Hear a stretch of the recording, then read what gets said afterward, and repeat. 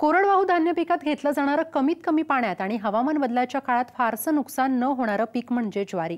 आहारात ज्वारीचे पदार्थ नियमित खाल्ले तर मधुमेहाचा विकार जडण्याचा धोका अतिशय कमी होत असल्याचा संशोधकांचा अभ्यास आहे। धान्य निर्मिती, चारा निर्मिती, खाद्यपदार्थ आणि ऊर्जा निर्मितीसाठी ज्वारी पीक अतिशय फायदेशीर आहे।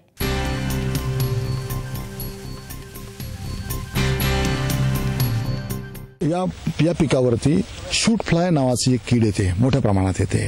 तर शूट फ्लाय वरती कुठले तरी फवारे करण्यापेक्षा आमचं असं एक शिफारस आहे की 15 सप्टेंबर ते 15 ऑक्टोबर ह्या एक महिन्याच्या कालावधीत जर आपण हे पीक पेरलं रबी ज्वारी तर ते कीड येत नाही।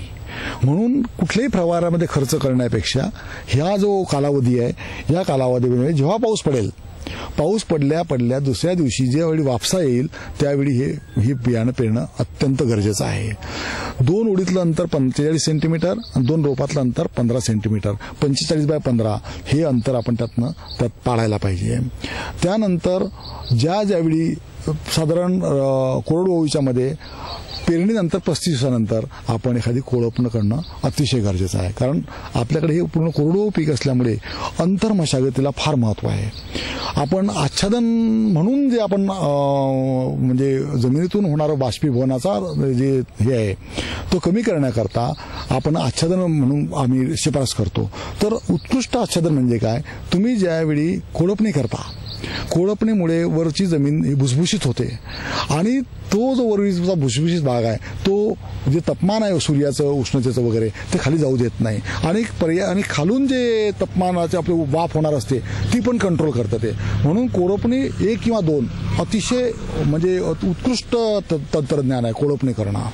तर हे कोळपणी करणं आपल्याला गरजेचं आहे त्यामध्ये। तर हे पेरणी अंतर हे एक अतिशय महत्त्वाचं सूत्र आहे। त्यानंतरचं सूत्र असं येईल की समजा काही शेतकरी बंधूंकडे पाण्याची उपलब्धता आहे, काही लोकांनी बंधारे केलेले आहेत, काही ठिकाणी वॉटर टँक केले आहेत, काही शेततळे केलेले आहेत। तर काही ठिकाणी बऱ्यापैकी पाण्याची उपलब्धता झालेली आहे आता। तर या पाण्याचा उपयोग आपल्याला उत्पादन वाढवण्याकरता कसं करता येईल याच्याकरता आम्ही काय केलेलं आहे की 2 वेळा म्हणजे पेरणी केल्यानंतर 40 दिवसानंतर पहिलं पाणी द्या आणि दुसरं पाणी 65 दिवसानंतर ज्यावेळी पोटरीत येतं पीक त्यावेळी दुसरं पाणी द्या। हे 2 पाणी द्या, तुमचं उत्पादन 30% वाढणार आहे। कुठलीही व्हरायटी घ्या कोरडवाहूमध्ये, किंवा तुमच्याकडे समजा एकच वेळा पाणी देण्याची क्षमता असेल तर ज्यावेळी 35 ते 40 दिवसाचं पीक असेल त्यावेळी द्या, त्यानंतर पिकाला पाण्याची गरज पडणार नाही।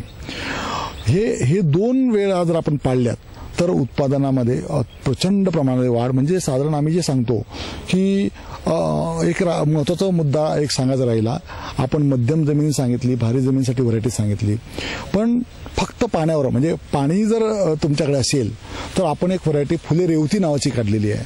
तर ही व्हरायटीचं उत्पादन म्हणजे अतिशय जास्त आहे, साधारण 60 क्विंटलपर्यंत तुम्ही याला उत्पादन घेऊ शकता। मात्र त्याला आवश्यक आहे पाण्याची, आपल्या जमिनीची खोली म्हणजे भारी जमीन असायला पाहिजे आणि मराठवाड्यामध्ये ह्या जमिनी उपलब्ध आहेत। मला माहिती आहे नांदेड, परभणी, उस्मानाबाद, लातूर ह्या जमिनीचा पट्टा अतिशय उत्कृष्ट काळ्या जमिनीचा आहे। विदर्भात पण त्या जमिनी उपलब्ध आहेत।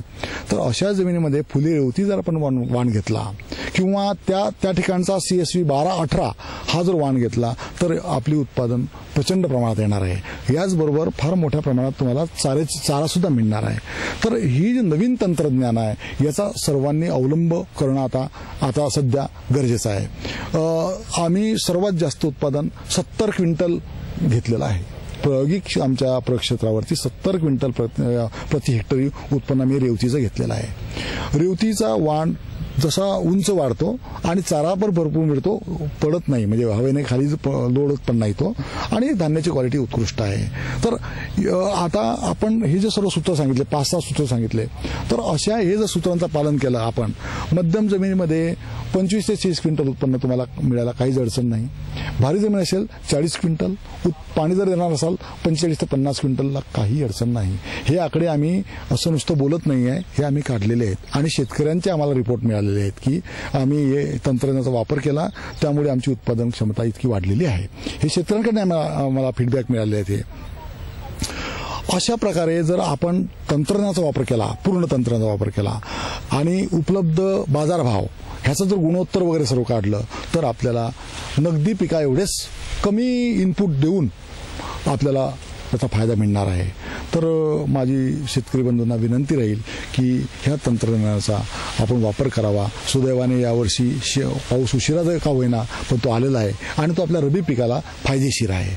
आता आपण अजून काय सांगता येत नाही, फोरकास्ट सुद्धा असू शकतं की पाऊस अजूनही पडेल, आपल्याला फायद्याची गोष्ट राहील ती. परंतु आता आहे ते पाण्याचा, येणाऱ्या पाण्याचा कसा आपल्याला चांगला अवलंब करता येईल हे आपण बघणं गरजेचं आहे. मला वाटतं अशा रीतीने आपण तंत्रज्ञान वापरल्यास आपली जी पारंपरिक पद्धतीपेक्षा आपण आपलं उत्पादन वाढवणार आहोत आणि आज आपण जे सोयाबीन, कापूस, मका याबद्दल आपण जास्त अवेअरनेस दाखवला आहे, जास्त मोठ्या प्रमाणात त्यांना आपण ती पिकं घेत आहोत. कमी पिकात, कमी पाण्यामध्ये आणि आपलं तब्येत, आपले स्वास्थ्य, आपलं आरोग्य सांभाळण्याकरता ही आपलीच पिकं आपल्याला साथ देणार आहेत. तर आपण सर्वांनी हे पिकांकडे लक्ष द्यावं अशी माझी विनंती आहे.